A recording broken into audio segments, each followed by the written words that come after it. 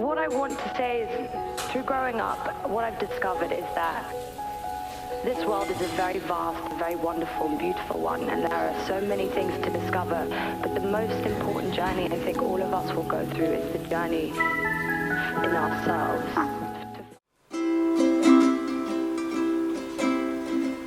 Who breaks the power of sin and darkness? Whose love is mighty, so much stronger? King of glory, King above all kings. Who puts the nations all into order and leaves us breathless in all wonder? King of glory, King above all kings. This is amazing grace. This is unfailing love. That you would take my place, that you would bear my cross. You laid down your life, that I would be set free. Jesus, I'm thankful for all that you've done for me.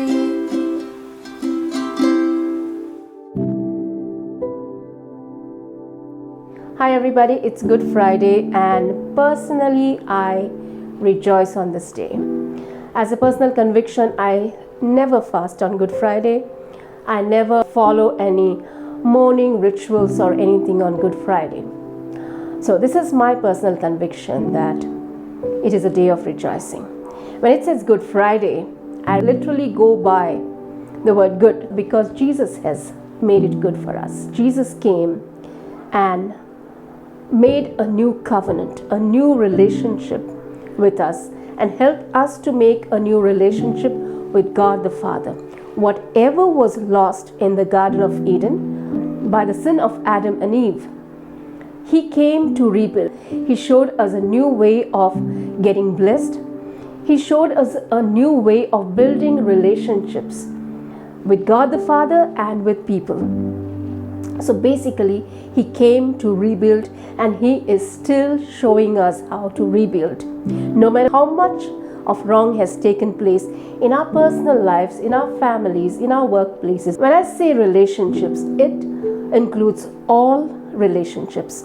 First of all, our relationship with God the Father. He has restored that relationship. And also our relationship with people. For example, marriage. One of the Pharisees asked, what about divorce? Jesus quoted the scripture in Genesis when God created man and woman. And Jesus answered, what God has put together, let no man put asunder, as in let nothing and no one separate the covenant of marriage. Which means it includes every aspect of a marriage. Like for example, someone is single and looking for a life partner. Now Jesus has addressed the issue of marriage. So who do we go to? If Jesus has addressed it in the new covenant, that means we go to Jesus. So if a single is not able to find a spouse, you can go to Jesus and He will help you. If your marriage is going through a disturbing time, who has addressed the issue of marriage? It is Jesus. So you go to Him, you invite Jesus into a marriage. Do not give in to the silly jokes that people make about marriage. Marriage is a strong covenant. God created it as man and woman, and He put them together, and He strengthened that marriage relationship. And Jesus came in the new covenant. He rebuilt it. Family life. Jesus can restore. This is the new covenant. In the book of Isaiah, before Jesus could come, for more than 400 years before Jesus could come, Isaiah had prophesied.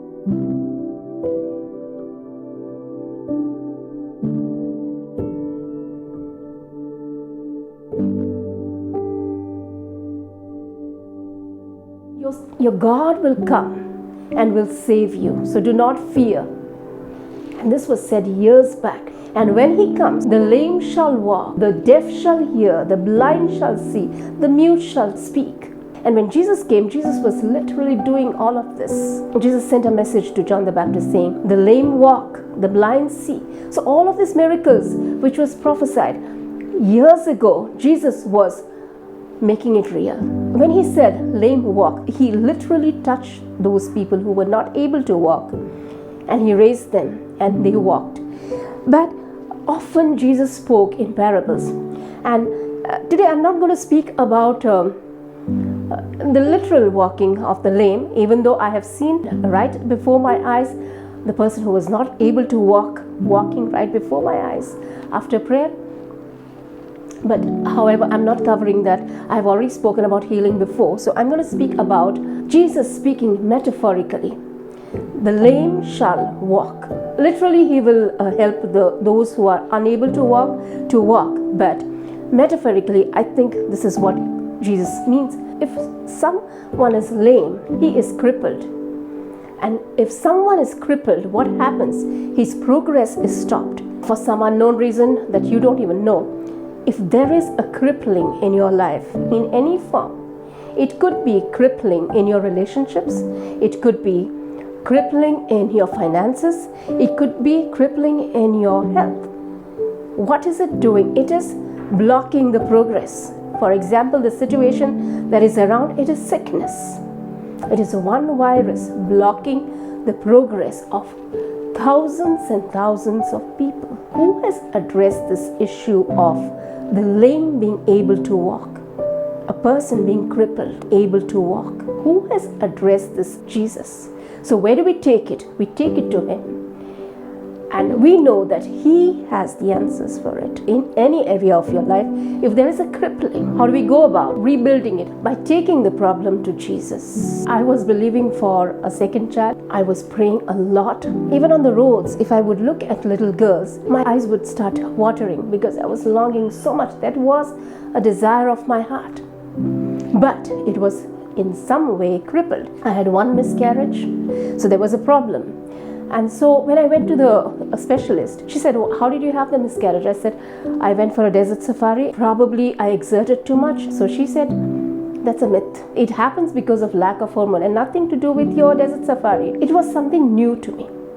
Because all this while I was thinking, I had a miscarriage because of the desert safari. And I was not able to forgive myself for going there. One day I was worshipping. I was not even asking about this issue. I was just singing songs. I was all alone in the house. And as I finished praying, I just sat down on the sofa, and the thought that came to my mind was, what could this hormone be that I do not have? You know, some things that bother you continuously. This thing was bothering me, and I heard a almost audible voice in the room. There was nobody in the house. I was all alone. I just heard a voice in the room. Progesterone. So it was almost audible. So I made a note of it. I may sound unaware, but I had never heard about this hormone. Those days, people wouldn't have internet. It was very rare. So I called my husband at his office and I told him, just find me the meaning of this word. And when he brought it, it said, that is the hormone that is released during pregnancy. And I said, Lord, if you know that this is the hormone that I lack, you know how to give it to me and you know how to bless me with a child. Probably a few months later, I got pregnant, and every month there was a challenge. I was asked bed rest, but we had to move. Continuous praying. I wanted a daughter, and I kept telling my son, when your sister comes, I just would address the child as she. But a lot of people started saying, why are you telling him that his sister is going to come? Or what if it's a boy and he will get disappointed? But I had made a deal with God. And I had told Jesus, I will never ask you whether it's a boy or a girl, but you know my desire. I need a girl. The place where I was at in India, they were not revealing the sex of the child. According to the law, you cannot test the sex of the child. So I didn't know until the last moment. The first time I heard the doctor say, it's a girl, I knew Jesus has come to rebuild everything that we lost. Probably through our own mistakes, through our own thinking, or through any external dark force that comes against God's people. We take the example of Peter, one of Jesus' disciples. How was Peter crippled? Let's see. Now, Peter had spent a lot of time with Jesus, but he was only learning and he was only acquiring head knowledge. But in practical life, probably he had not received the full revelation of it. That is why when they were taking Jesus to crucify, that he went to the enemy side and started warming himself up and started denying Jesus. Totally denied Jesus 3 times.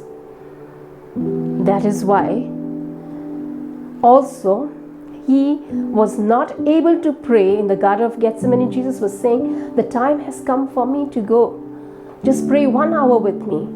And Peter fell asleep. He was not able to pray. So probably it was only head knowledge. He was not equipped. After Jesus was crucified, 3 days later, the Spirit of God raised him from the dead. Jesus appeared to his disciples at the Sea of Galilee, where Peter went fishing along with other disciples. Peter, even though he was a fisherman before, they had not caught anything. And then Jesus comes and Jesus instructs them, saying, cast your net the other side. So he knows where the fish is. He knows where the profitability is. He knows where the catch is. Once they cast the net the other side, the net is full of fish, large fishes. And then once the worldly desire is satisfied, the worldly need is met. Now, Jesus has something for Peter. Peter personally had asked Jesus before his crucifixion. Peter had asked her, Master, how many times do we have to forgive? And Jesus was addressing the issue of forgiveness. Peter says, do we have to forgive 7 times? And probably it looks quite a lot to Peter. He says, not 7 times, 70 times 7. You do the math. That many times you have to forgive those who has put you down. So how does Jesus demonstrate the forgiveness? Jesus comes and he says, Peter, do you love me? Even though Peter had denied him thrice, Jesus asked him, can you take care of my sheep? Jesus is basically asking Peter, can you do what I was doing while I was on earth? Who are the sheep? The people. Who was taking care of them? Jesus. So now Jesus is asking Peter, this same Peter who had goofed up totally, can you take care of my sheep? Isn't it too much of an ask, too much of a task? But then this is how Jesus forgives. Jesus does not forgive by harping onto your mistake or your errors or the evil past that you had, whatever it was. Jesus does not talk about it. Instead, Jesus approaches and says, I want you to do this difficult task. Today, if you will ask him, he will tell you. What is the difficult task he's asking you to do? It could be something as simple as loving others, and you have been hurt in your life and you find it difficult to forgive others. Or it could be physical, walking, or probably it is your life, things, your career. A lot of things have been crippled. Your relationships have been crippled. And Jesus is asking you, I came to rebuild.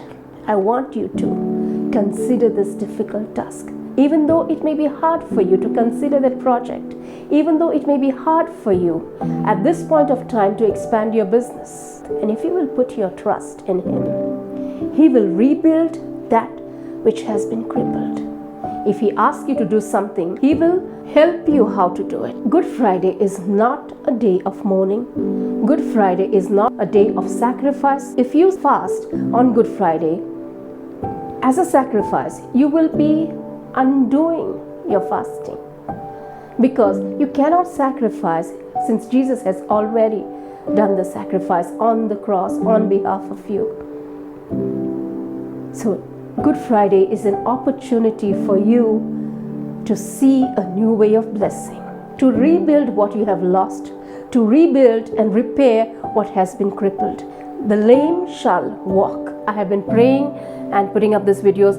So going forth, if you will subscribe and turn on your notifications, so as soon as I upload a new video, you will get a notification. You will know. God bless.